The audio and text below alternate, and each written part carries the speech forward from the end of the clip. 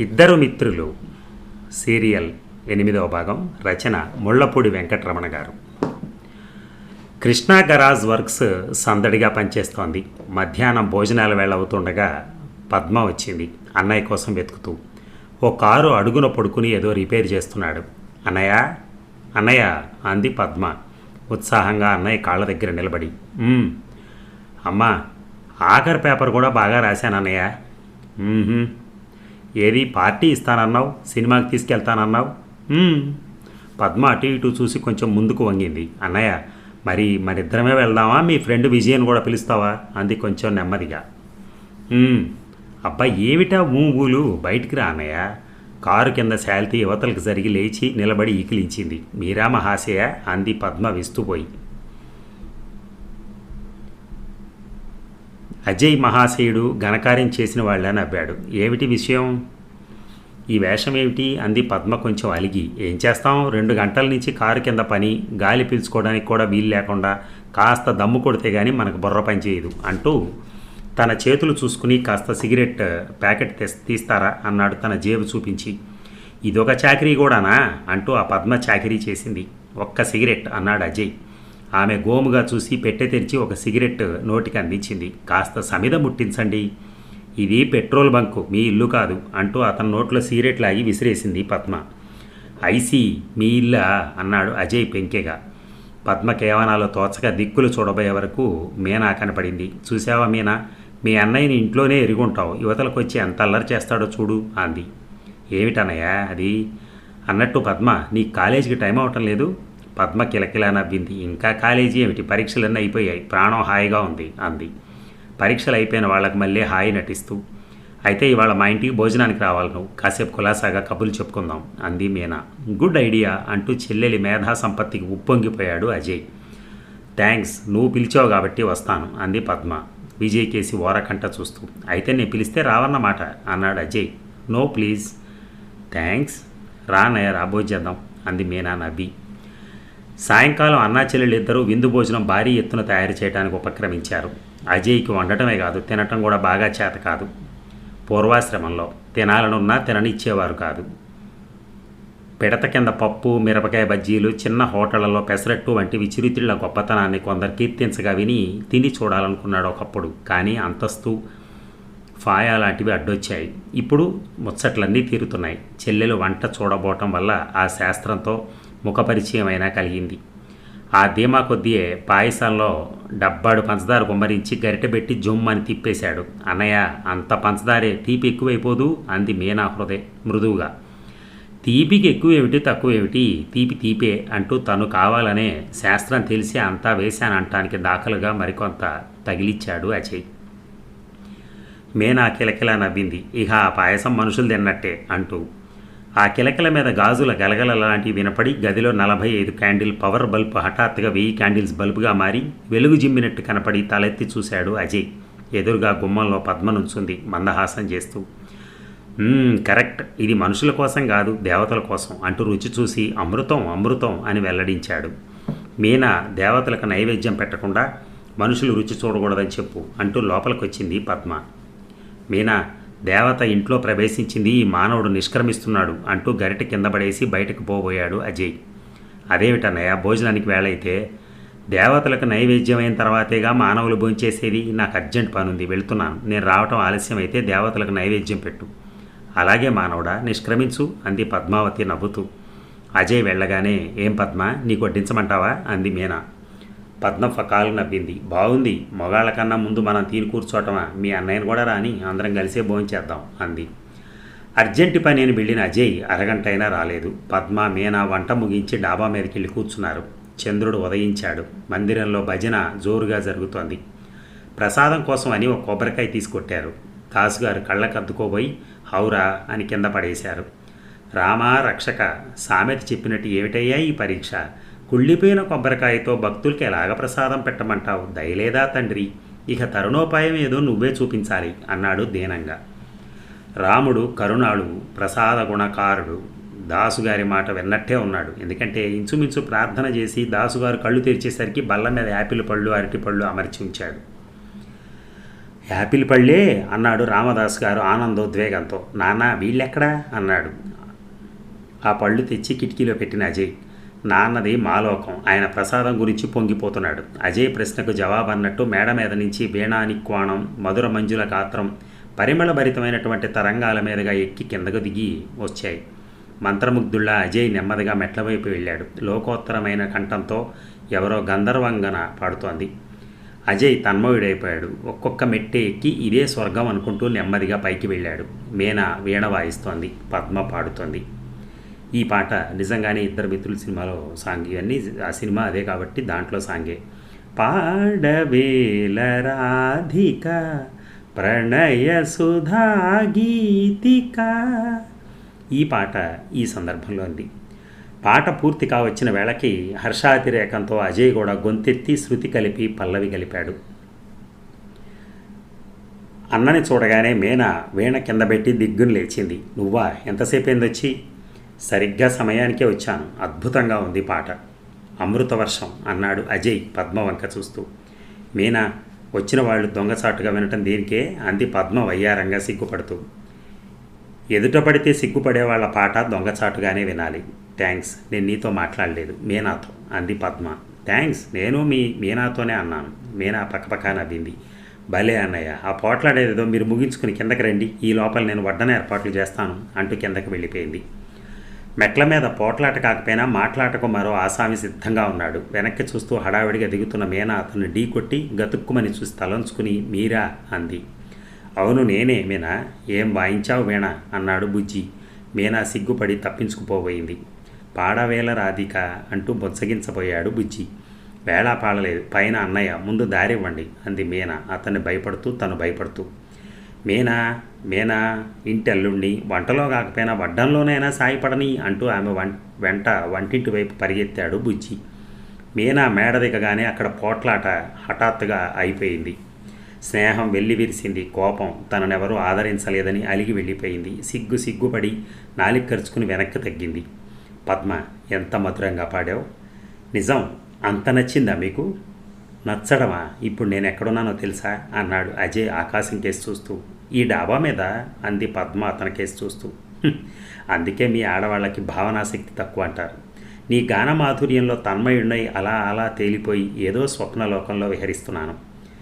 అయితే భోజనం అక్కడికి పంపించమంటారా అంది పద్మ డాబా మీద నుంచి వంటింట్లోకి దిగిపోతూ.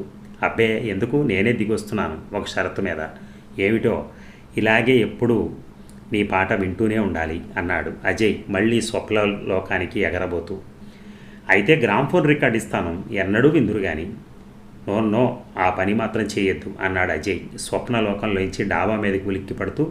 ప్రతి కాఫీ హోటల్లో, కిళ్ళీ దుకాణంలో ఆ రికార్డే పెడతారు. ఊళ్ళో వాళ్ళంతా వింటారు. అది మనం భరించలేం. ఏమో, నీ గానం ఒకే ఒక అదృష్టవంతుడి హక్కుగా నిలిచిపోవాలి. ఎవరా అదృష్టవంతుడు అంది పద్మ ఎవరో తెలుసులే అన్నట్టు చూస్తూ. నేనే అన్నట్టు తల తాటించాడు అజయ్. పునరుక్తి దోషం పట్టినా సరేనని. అబ్బా, ఎంత స్వార్థం అంది పద్మ మనోహరంగా నవ్వి. మీనా చాలా రుచిగా వంట చేస్తుంది. అజయ్ ఎప్పుడూ ప్రతి వంటకాన్ని మెచ్చుకుంటూ తింటాడు. ఆ రోజు పద్మ సరసమాడుతూ తిన్నవన్నీ మరీ రుచిగా ఉన్నాయి. పాయసం సరే తను డబ్బాడు పంచదార పోశాడు. ఇప్పుడు పద్మ తీయని చూపులు తీయని పలుకులు కలుపుకొని మరీ సేవించడంతో అతి మధురంగా ఉంది. మీనా వాళ్ళని ఆ పిచ్చి ధోరణిని చూసి నవ్వుకుంది. బుజ్జి కబుర్లు చెప్తాడే కానీ ధ్యాసంతా విస్తర మీదే ఉంది. ఇది చూసి కూడా నవ్వుకుంది మీనా. భోజనాలు కాగానే నలుగురు సావిట్లోకి వచ్చారు. ప్రకాష్ కూడా వచ్చుంటే ఏకంగా తాంబూలాలే ఇచ్చేసుకుని ముందు అనుకుంటూ పళ్ళెంలో తమలపాకులు ఒక్కలు పట్టుకొచ్చింది. నో ఆగు, అప్పుడే తాంబూలమా అంటూ లేచాడు అజయ్. అందరూ విస్తుపోయారు. డిన్నర్ ఇంకా పూర్తి కాందే, ఇంకా ఫ్రూట్సు ఐస్ క్రీము ఎన్నున్నాయి. మీనా, వెళ్ళి ప్లేట్లు తీసుకునిరా అంటూ పురమాయించి కిటికీ దగ్గరికి వెళ్ళాడు. పళ్ళబుట్ట తను పెట్టిన చోట ఉంది కానీ పళ్ళు ఉండాల్సిన చోట లేవు. ఎక్కడున్నాయో చెప్పే అడ్రస్ చీటీ కూడా లేకుండా గల్లంతైపోయాయి. మీనా, ఇందులో యాపిల్స్ పెట్టాను కనపడమే అన్నాడు. ఏమో అన్నయ్య, పెడితే ఏమవుతాయి? అజయ్ బుజ్జి బుసం తట్టి నవ్వాడు. ఏం బావా, ఏమనుకోంలే, నిజం చెప్పు. బాగుంది, విందుకు పిలిచి దొంగతనం అంటగడతారా అన్నాడు బుజ్జి గారంగా. ఎంతటి సుదినం, భజన దివ్యంగా జరిగింది పో అనుకుంటూ సందడిగా వచ్చాడు రామదాస్ గారు. నాన్న, ఇందులో యాపిల్స్ ఉండాలి అంటూ అడిగాడు అజయ్. అవునరా, అవే కొబ్బరికాయ కుళ్ళిపోయిందని పరితపిస్తూ ఉంటే కిటికీలో యాపిల్ పళ్ళు ఆ కోదండరాముడే చూపించాడు. ఒరే ఒరే, భక్తులు ఎంత పరవశులయ్యారనుకున్నావు అన్నాడు ఆయన ఊరికే పొంగిపోతూ. సావిట్లో వారంతా నిట్టూర్చారు. ఇందా కళ్ళకత్తుకుని మరీ తిను అంటూ 4 యాపిల్ ముక్కలు కుమారుని చేతిలో పెట్టి నలుగురిని చూసి మరోమారు పొంగిపోయాడు రామదాస్ గారు. ఆహా, ఇల్లు ఎంత కళకళలాడుతోంది, అదే ఉంటే ఎంత సంతోషించేది అనే వరకు ఆయన కంఠం గద్గదమైంది. మనసులో ఏదో మంచి ఊహ మెదిలింది. అమ్మా మీనా, రేపో మాపో నువ్వు అత్తారింటికి వెళ్ళిపోతావు. ఇక మిగిలేది వాడు నేనే, ఇద్దరు వ్యక్తులం బిక్కు బిక్కుమంటూ. పద్మ లాంటి కోడలు ఈ ఇంట్లో మసలుతూ ఉంటే ఎంతో శోభగా ఉంటుంది అన్నాడు ఆయన. పద్మ సిగ్గుతో తలవంచుకుంది. విన్నావా నాన్నేమంటున్నాడో అంది మీనా. వినలే అని పద్మ కొంటెతనానికి ఈ మాట దాసుగారి చెవిన పడటంతో, ఒరేయ్ నువ్వే కాస్త గట్టిగా చెప్పు అన్నాడు ఆయన అమాయకంగానో గడుసుగానో. తండ్రి ప్రసాదించిన ఈ మహదావకాశాన్ని అజయ్ పూర్తిగా సద్వినియోగం చేసుకున్నాడు. పద్మ దగ్గరికి వచ్చి వంగి, మా నాన్న ఏమంటున్నాడంటే అన్నాడు గట్టిగా. నాకేం బ్రహ్మచవుడు లేదు అంది. కొందరికి బుద్ధి ఉంటుంది, కొందరికి పుడకల దాకా మారదు, కొందరికి గోప వద్దలేనప్పుడు మారుతుంది, కొందరికి అసలు మారదు. మారకపోవడానికి కారణం అసలు ఉండకపోవడమేనంటారు బుద్ధిమంతులు. పరంధామయ్య గారి కేసు ఈ బాబతేనని ఆయన ధోరణి చూసిన వారిలో గిట్టని వాళ్ళు చాటునంటారు. కాకపోతే ఇన్నేళ్లైనా ఆలుమొగలను అలా వేరుంచడం ఎలా అంటారు. బుద్ధి మారటం ఆయన గిట్టదని కాదు, మాట వరుసకి వాళ్ళ ఇంటి కుక్కకు బుద్ధి మారట్లేదని ఆయన విసుక్కుంటూ ఉంటారు. ముఖ్యంగా అది తన మంచం ఎక్కి విశ్రమించినప్పుడల్లా ఈ బుద్ధి చర్చ వస్తుంది. చిచి, ఈ వెధవ కుక్క మళ్ళీ మంచం ఎక్కింది, ఎన్నిసార్లు కొడితేనే ఎక్కడి నుంచి వస్తుంది బుద్ధి, కుక్క బుద్ధే అన్నాడు ఆయన సావిట్లోకి వస్తూనే. ఈ మొక్క 10 మార్లైనా వల్లించందే రోజు గడవదు. కుక్కను తరిమి గదిలోకి వెళ్ళాడు ఆయన. అత్తవారింటి నుంచి సైకిల్ తొక్కి అలిసి అప్పుడే ఇంటికొచ్చిన బుజ్జికి సావిట్లో ఖాళీ మంచం కనపడగానే ప్రాణం లేచొచ్చింది. అమాంతం పొడుకుని ముసుగు తన్నాడు. పరంధామయ్య గారు అదే సదుద్దేశంతో సెయ్య సమీపించి మసక వెలుతురులో మంచం మీద శాల్తీని గమనించి మండిపడ్డాడు. ఓసినీ దుంపదేగా మళ్ళీ తగలబడ్డావు అంటూ బడిత తిరగేసి 2 బాదులు బాదాడు. మాతాపితలను ఎలుగెత్తి పిలుస్తూ చూరెత్తికెగిరి దిగిన బుజ్జి తండ్రి తనను చంపేశాడని ప్రకటన చేశాడు. నడుం విరిగిందని వెల్లడించాడు. ఆ పైన అమ్మని మరి 2 సార్లు నోరారా ఆహ్వానించాడు. అయ్యో అయ్యో అయ్యో, ఏం జరిగిందిరా నా తండ్రి, ఏం జరిగింది అంటూ సూరమ్మగారు దిగ్గున లేచి డబ్బునొచ్చింది. అమ్మ చచ్చిపోయానే. అమ్మో అమ్మో, ముందా కర్ర లాక్కోవే అమ్మ అన్నాడు బుజ్జి పై శృతిలో. ఎంత కర్మొడిచి పడిందిరా నా తండ్రి, నా బుజ్జి నాయన అంటూ అదే శృతిలో పెడబొబ్బలు ఆరంభించింది సూరమ్మగారు. కర్మ సిద్ధాంతం మీద ఆవిడ ఉపన్యాసం ముగిసేలోగా పరంధామయ్య గారు కర్రను నేల మీద కొట్టి, పాడు సంత నోళ్ళు మోస్తారా లేదా అని గదమాయించాడు. ఇంట్లో ఎవరో చచ్చినట్టు అలా ఏడుస్తారే, ఏదో కుక్క అనుకుని 2 వేస్తే దానికి ఎంత గోలా అని చవచ్చి వాట్లేశాడు. నన్ను కుక్కని ఎట్లా అనుకున్నావు నాన్న అన్నాడు బుజ్జి ఏడుపులోనే విజ్ఞాన సముపార్జనార్థం. కుక్కే అనుకున్నారా, గాడిద. నువ్వు అనుకుంటే మరో 4 తగిలించేవాడిని. కుక్కలాగా వచ్చి పడుకుని గాడిదలాగా అడుస్తావారా అడ్డగాడిద అన్నాడు తండ్రి. చెట్టంత కొడుకును పట్టుకుని ఏమిటండి ఆ మాటలు అని అడిగింది భార్య, జవాబు గురించి కుతూహలం లేకపోయినా. లేకపోతే అర్ధరాత్రి దాకా తిరిగి ఇప్పుడు ఇల్లు చేరుకుంటాడా? చెప్పు, ఎక్కడికి వచ్చి వచ్చావురా, సినిమాకేనా? సినిమాకు కాదు బాబోయ్, హరికథకు నాయనోయ్ అన్నాడు బుజ్జి తండ్రి అనే మాటకు పర్యాయ పదాలు ఆర్తనాద వాచకాలు శ్లేషించి మరీ ప్రయోగిస్తూ. రోజూ నీకు సినిమాలు హరికథలోనా, నీ అంతు తెలుస్తూ ఉండు అంటూ కర్ర తిరగేశాడు తండ్రి. సినిమాలు హరికథలు అన్ని రెంటిని అలా కలిపేసి కొప్పటంలో ఆయన ఉద్దేశం. దేని మీద ఆయన చూపు చిన్నదైంది తెలుసుకునేందుకు అవకాశం లేదు. అమ్మోయి చంపేశాడే, తల పగిలిపోయింది, రక్తం రక్తం అని కాగల కథను కళ్ళకు కట్టేలా చిత్రించాడు బుజ్జి. అయ్యో అయ్యో అయ్యో, ఒక్కగానొక్క కొడుకు వరప్రసాది, నువ్వు ముందు నోరు మోస్తావా లేదా? ఆవిడ ఉభయతారకమైన పని చేసింది.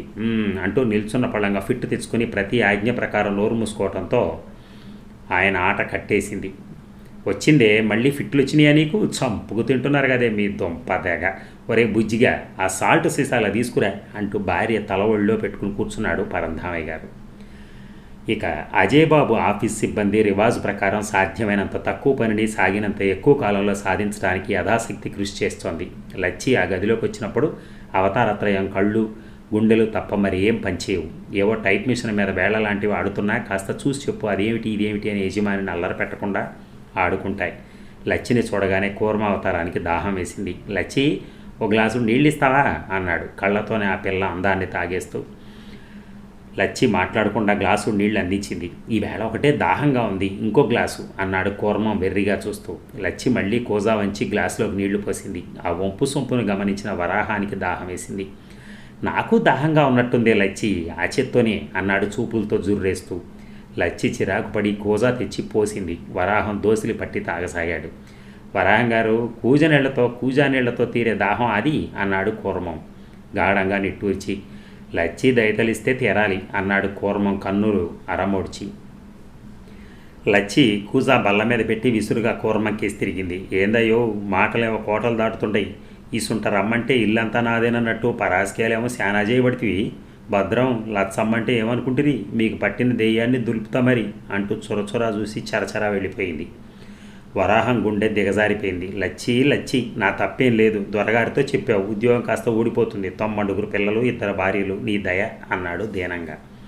హెడ్ అవతారంగా ఆవేళకు అక్కడుంటే ఎలాంటి భూమికి నిర్వహించేవారో తెలియదు కానీ ఆయన ప్రభు సేవలో ఉన్నారు. విజయ్ ఆఫీస్ ఫైళ్లు చూస్తున్నాడు, పద్దులు తనిఖీ చేస్తున్నాడు. ఒక వింత బిల్లు కనపడింది. ఏమిటిది అని అడిగాడు. శేషావతారం అది అందుకుని చూసి పొడి దగ్గు దగ్గి గుటక మింగి, చిత్తం ఇదే అండి, ఇది మరీ అన్నాడు. మళ్ళీ ఓ గుటక మింగి, ఇది తాజ్మహల్ హోటల్ బిల్ అండి, సరళమ్మ గారి పుట్టినరోజు పార్టీది అన్నాడు. బానోజీ గారు రావటం లేదు కదా అని తలుపు కేసు చూసి, అది నువ్వు చెప్పేదేమిటి, చూస్తూనే తెలుస్తూనే ఉంది, నా అకౌంట్లో ఎందుకు వేశారని అడుగుతున్నాను అన్నాడు విజయ్ విసుగ్గా. చిత్తం ఏటేటా ఆనవాయితీగా వస్తున్నదేనండి. మరి ఆనవాయితీ ఏమిటయ్యా, అర్థం లేని మాట. బానోజీ గారి కూతురు బర్త్డే పార్టీ చేసుకోవటం ఏమిటి, ఆ బిల్స్ అన్ని మధ్య నేను భరించడం ఏమిటి? సరిగ్గా ఆ మాటే నేను అనేవాడినండి అజయ్ బాబు. కొత్త కంఠం విని విజయ్ తలకెత్తి చూశాడు. బానోజీ గారు చిరునవ్వు ప్రసరిస్తూ లోపలికొచ్చారు. కానీ మీ నాన్నగారు వినిపించుకుంటేనా అంటూ కుర్చీలో దర్జాగా కూర్చున్నారు. శేషావతారం గారికి బానోజీ గారిని చూడగానే తన మాటలు విన్నాడేమోనన్న భయం, ఈ గండం గట్టెక్కిస్తాడన్న ధైర్యం ఒక్కసారిగా ఆవేశించాయి. బిల్లు అక్కడ పడేసి మెల్లగా అవతల పడ్డాడు. ఆ ఊసెత్తితేనే మండిపడేవారు అన్నాడు బానోజీ గారు. విజయ్ మాట్లాడలేదు. మిగతా కాగితాలు చూడసాగాడు. బానోజీ గారు స్వాగతం అందుకున్నారు. సరళ అంటే వారికి అంత అభిమానం. అమ్మాయి పుట్టినరోజు అనేసరికి బాణాసంచాలు, పాట కచేరీలు, హరికథలు ఎన్నెన్నో ఉండాలని పట్టుబట్టేవారు. విజయ్కి ఈ భాష, ఈ చిరునవ్వులు, ఈ ప్రేమలు అంటే చిరాకు. ఇప్పుడు జుగుప్స కూడా కలిగింది. ప్రతిదీ నాన్నగారు చేసినట్లే చేయాలంటే మనం తోగ్గలమా బానోజీ గారు? డబ్బు చిక్కులు ఎన్నొచ్చి పడ్డాయో మీకు తెలీదు. బానోజీ గారి మీసాల మీద వెలిసిపోయిన చిరునవ్వు వెలిసింది. దానికే ఉంది అజయ్ బాబు, నా అకౌంట్లోనే రాయిస్తాను. కానీ ఒకటే భయం, స్వర్గంలో ఉన్న ఆ మహానుభావుని ఆత్మ బాధపడుతుందేమోనని. దుబారా ఖర్చులు తగ్గిస్తే ఆ మహానుభావుని ఆత్మ సంతోషిస్తుంది కూడా అన్నాడు విజయ్ విసురుగా. బానోజీ గారు తల వంచుకున్నారు. బహుశా స్వర్గవాసిని తలుచుకుంటూ కావచ్చు. మాట వరుసకు చూడండి, బంగాళాలో ఉన్నది అత్తయ్య, నేను, 2 కోసం ఎంతమంది పనివాళ్ళు దీనికి, శుద్ధ దండగా అంటూ నిటారుగా కూర్చున్నారు బానోజీ గారు. తగ్గించేద్దాం. మొట్టమొదట పోవాల్సిన వాళ్ళు ఆ వెంకన్నగాడు, వాడి కూతురు. వాడేమో ముసలివాడైపోయాడు, ఆ లచ్చేమో వయసులో ఉన్న పిల్ల. మన అవతారాలకు పని మీద కన్నా దాని మీద ధ్యాస ఎక్కువైందట.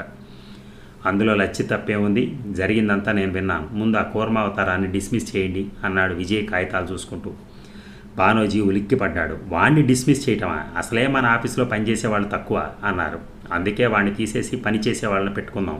వెంటనే ప్రైవేట్ సెక్రటరీ కావాలని అడ్వర్టైజ్మెంట్ చేయండి అన్నాడు విజయ్ అధికార స్వరంతో. ఇది ఆఖరి మాటని, ఇందుపై చర్చకు ఆస్కారం లేదని ఆ స్వరం విసిదపరిచింది.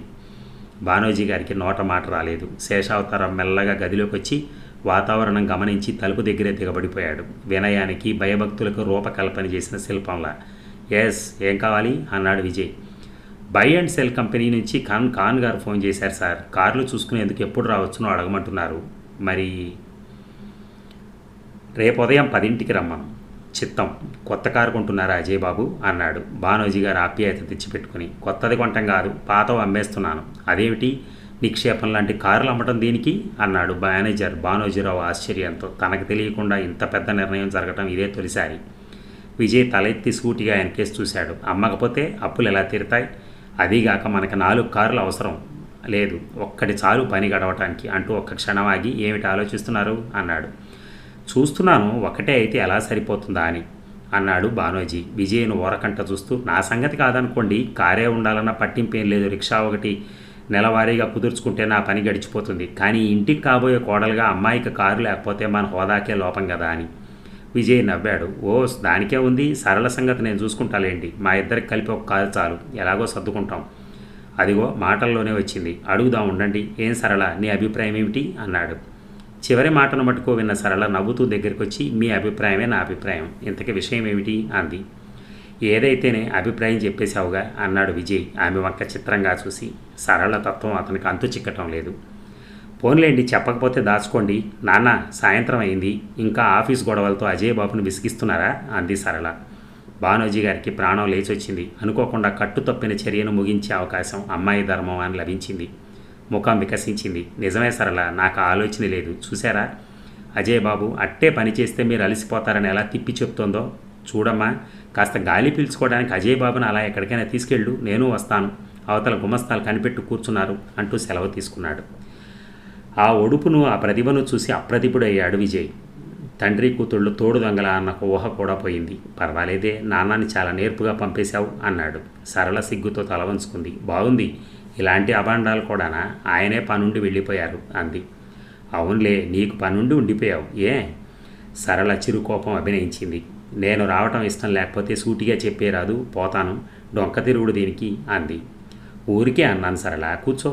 సరళ కోపం అంతలోనే మాయమైపోయింది. 5 గంటలైంది. టిఫిన్ అయినా తీసుకున్నారా? ఇంకా లేదు సరళ.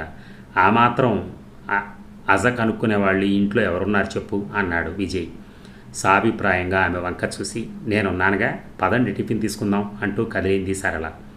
ఆమె మాటలో ఆపేక్ష తొణికిసలాడింది. అందులో కల్లా కపటం లేవు. ధన్యవాదాలు. రేపు మళ్ళీ కలుద్దాం. Thank you.